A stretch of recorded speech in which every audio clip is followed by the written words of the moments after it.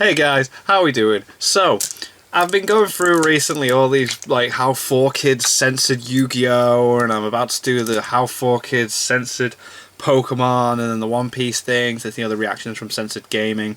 And I just find it hilarious, some of the reasonings behind the censorship in that. And everyone always gives 4Kids a hard time because it's ridiculous, all the changes that they made, whether it be the dialogue change or whether it be, like, visuals or things like that. And then as soon as I see Mother's Basement video in defense of 4Kids, at first I was like, why, how, that's stupid. But I think I know where this is gonna go, and I feel like this is gonna be one of those videos where it's like, well, if 4Kids didn't do these things and bring things to a Western audience, then anime wouldn't be as viewable and as available as it is now, kind of thing. That's where I think this is gonna go. I don't know why I say like that, but you know, I think that's what this video is going to be. It's going to be, okay, you give 4Kids terrible, like, stick for this, but then Pokemon was so popular and Yu-Gi-Oh! Was so popular now, it wouldn't be, you know. So, anyway, I'm in such a good mood at the moment. I'm watching so much good anime as well at the moment. And if 4Kids hadn't done that, then it won't be... Anyway, let's do this. Hello, dear basement dwellers. Hello. Today we're traveling back in time to the turn of the century, a time when 90s. Anime was but a niche within a niche, and watching most shows meant scouring the internet for fan subs with terrible karaoke that ruins the openings, but I'm probably the only person on the planet who actually cares about that part. Probably. Before Netflix with their slow releases, Amazon with their double paywall, Crunchyroll with their Yuri on Ice Awards, and pirate sites with their everything, one company reigns supreme as the great Satan of the anime fandom. 4Kids Entertainment. Yeah. Fun to say goodbye to your friend. Now pummel his head flat I've seen the shape what of the that earth. difference This dark dimension we're in is known as the Shadow Realm, a mystical which place apparently where wasn't a real incredible thing. I haven't got that monsters far in the can be censorship summoned, thing and yet. the impossible is quite possible. Impossible! These donuts are great. They're not Jelly-filled are my donuts. favorite. They're not Nothing beats a jelly-filled donuts. jelly-filled donut. 4Kids, now known as 4 Licensing Corporation, due to a whole mess of legal trouble, has been maligned by anime fans for over 2 decades now. Their often unfaithful translations and dumbing down of anime for a younger audience sparked the ire of purists who just wanted to see the anime that they wanted to watch as the original Japanese creators intended. But was 4Kids really that bad? Well, I mean, from a business perspective, yes, absolutely. When Activision's Bobby Kotick is one of the better executives that your company has had, you've got problems. 4Kids was horribly mismanaged over the years and even ended up in legal trouble for going behind TV Tokyo's back with the Yu-Gi-Oh! License. But was their localization philosophy really as flawed as their detractors say? Or was there some merit to their approach? Of course there is. I mean, they did a lot of things wrong. Here's how the story goes, we find out. Yeah, I remember this intro. But they also did a lot of things gloriously right. The pirate whose eye is on it, he'll sing, I'll be king of the pirates, I'm gonna be king. But let's forget One Piece for a moment. If you're a 90s kid or older millennial, it's all but guaranteed that 4Kids had a hand in creating at least 2 pieces of popular culture that are lodged deep in your memory. If I were to ask you what part of the Pokemon anime you most vividly remember, Gotta Catch 'Em All would already be playing in your head before I finished the question. And were I to list 4 random first-gen Pokemon, say Electro, Diglett, Nidoran, Mankey, well, you're already filling the rest of the rap while I'm talking, aren't you? The English Pokemon theme songs aren't just iconic, they're an integral part of what makes Pokemon Pokemon. Yes, they are. At least for Western fans. Yes. And 4Kids created a lot of great songs for the show beyond that as part of their Pikachu's Jukebox segment. The Team Rocket rap Double Trouble is one of the greatest villain songs ever 4Kids written. did something right.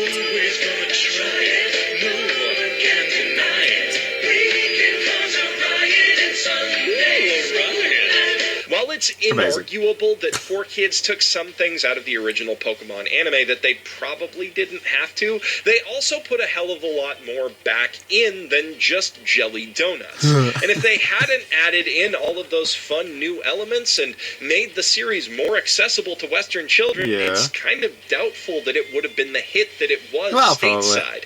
I mean, the Team Rocket that we know and love to hate is as much a creation of 4Kids writers and voice actors characters as it is a part of the original anime, and they're some of the most iconic villains in the entire anime canon. That's true. Nintendo took the reins of the series back in the Ruby and Sapphire days, and ever since, well, it's kinda sucked. Their dub is a bit more faithful, but it's also infinitely more lifeless and boring. Pokemon is still a huge force in the Western market, but that's due entirely to the games. The show is no longer at the forefront of the phenomenon as it once was. Pokemon was key in introducing an entire generation of kids to anime.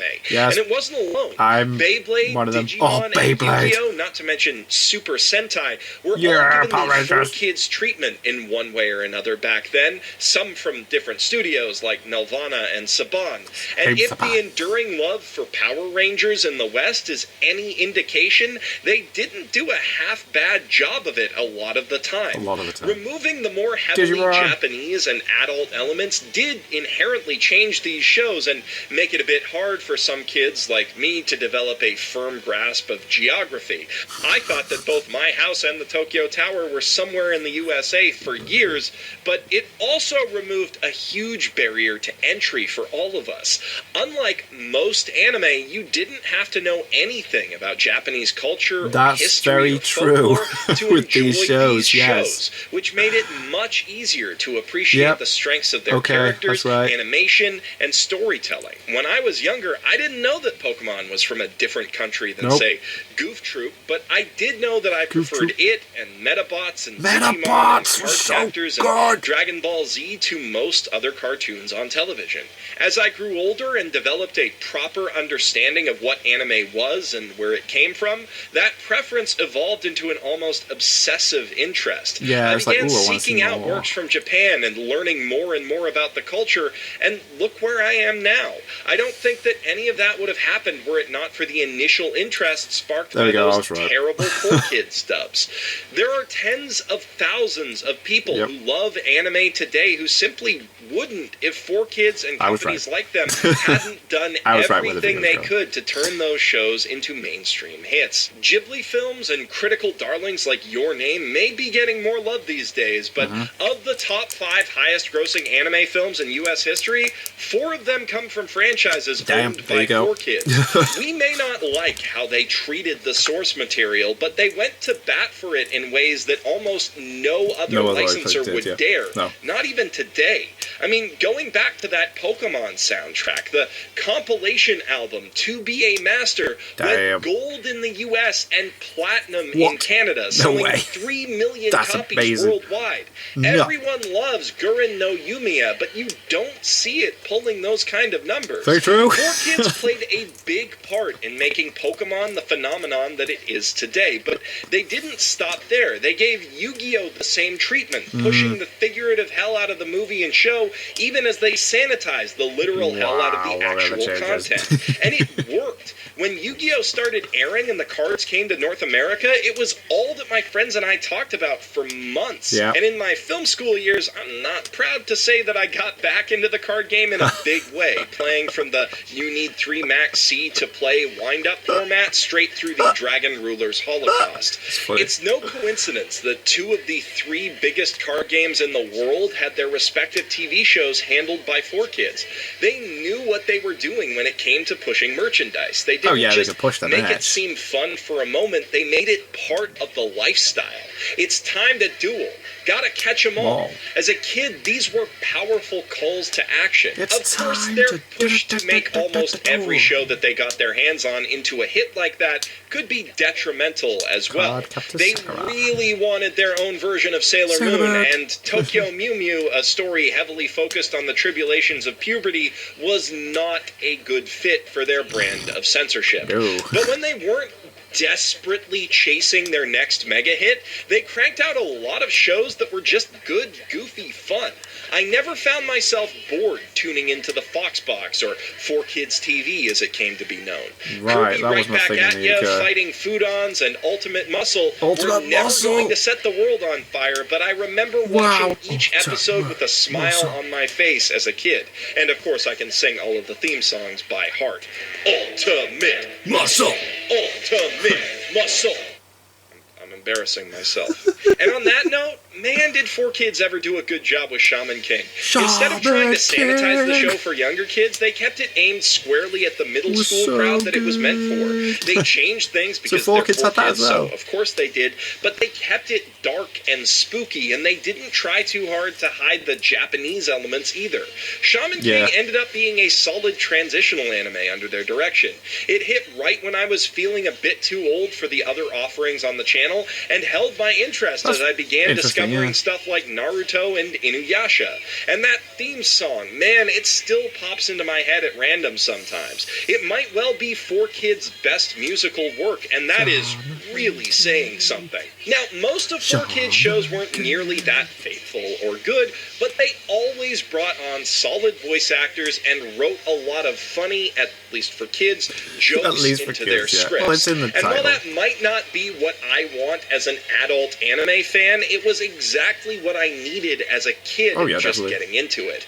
4Kids helped to create the current generation of weebs, just like the earliest anime fandom in the West grew because of even more inaccurate localizations like Battle of the Planets and Speed Racer.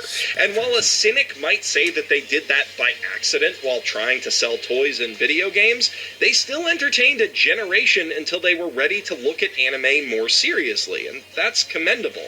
But then, for people already taking anime seriously at the time, it must have sucked to see a show that you were looking forward to get snapped up and turned into a kids show like that. The big problem wasn't necessarily that 4Kids was changing things, it's that they kept the original versions out of the West entirely as a result. Because 4Kids made Ultimate Muscle, the original Kinnikuman series never really had a chance of coming westward. We never got to see the original thoroughly fucked up Yu-Gi-Oh! On Adult Swim, and it took years to see an accurate version of One Piece in the West, by which time Bleach and Naruto had totally eclipsed it. 4Kids' greatest sin wasn't that it tried to make these shows appeal to kids, it's that they denied older fans the option of watching the originals at all. That's true. And that was shitty, but it's not really a problem with 4Kids in particular. It's an issue with how licenses and copyright work in general. If they hadn't tried to compete with the likes of Funimation and ADV, if 4Kids had worked with them as Funimation and Crunchyroll are working together now and let them release uncensored, subtitled versions of their shows, that everyone would have been a lot happier.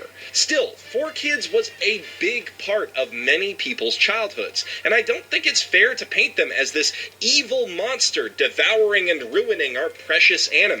Their primary goal was to make shows to entertain little kids. Yep, that was it. Speaking as one of those kids, they did a hell of a lot right. Yeah. Maybe not as much or as right as Saban did with Digimon and Moncole Knights, or Nelvana did with Metabots and Cardcaptors, at least in Canada where they aired the full series, but I think we should cut them some slack. The same way that we should cut Amazon and Netflix a bit of slack. Even if they are mishandling anime, they are at least trying to bring it to a wider audience.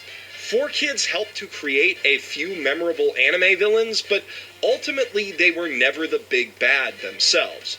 That said, let's keep these 4Kids version of blank memes going because they're hilarious. Anyway, that's my take on it, but what do you guys think? Fair enough. Do any of you have fond memories of the 4Kids dubs, or were you old enough to complain about them on forums back when they were relevant and people still used forums? Let me know in the comments below, and while you're down there, don't forget to hit that subscribe button and ring the notification bell to make sure you catch every Mother's Basement video as soon as it goes live. YouTube's recent algorithm changes are making it harder and harder for channels to reach all of their subscribers, and turning on notifications ensures that you won't miss a single upload. If you want to hear me talk more about anime from my childhood, check out my 300,000 subscriber special right over here, or go here to see me defend the strengths of the Death Note movie, another westernized anime take that everyone seems to hate. Or if this is the last that you see of me today, then I'm Jeff Thu, professional shitbag, signing out from my mother's basement. So, yeah, I was right, it was going to be, but if they didn't do all this, then, which is fair enough. Yeah. Not that I imagine that took abandoned that one, it was very, all the points were there. Yeah, Yu-Gi-Oh!, Pokemon, all that stuff. very iconic. I mean, if they were involved with making the theme tune and all that stuff, then good on them, because it still stands up to this day. You say Pokemon, everyone. I mean, when Pokemon Go came out, well, there was that video of that DJ in some stadium, like, playing the theme tune, and literally everyone in the stadium was singing it. So yeah, they've got some really iconic moments out there that, you know, I suppose it's fair enough. And yeah, they just wanted to entertain kids and sell some merch, and they did what they did, and it worked. So yeah, it's a shame that, like, obviously with the likes of that, with the original stuff, like One Piece and that, with its DVDs and that, it's only been like the last couple of years now that Manga Entertainment in the UK have been releasing One Piece on DVD from the beginning. And that's probably because of the 4Kids ownership and that. But yeah. Anyway, thank you guys very much for watching. What did you guys think of that? What did you guys think of this? Click like, subscribe if you haven't already. Leave comments down below. Let me know what I should watch and discuss in future videos. And I'll see you guys. Yes. Yu-Gi-Oh, guys. Because it's the 4Kids thing. Next time. Bye.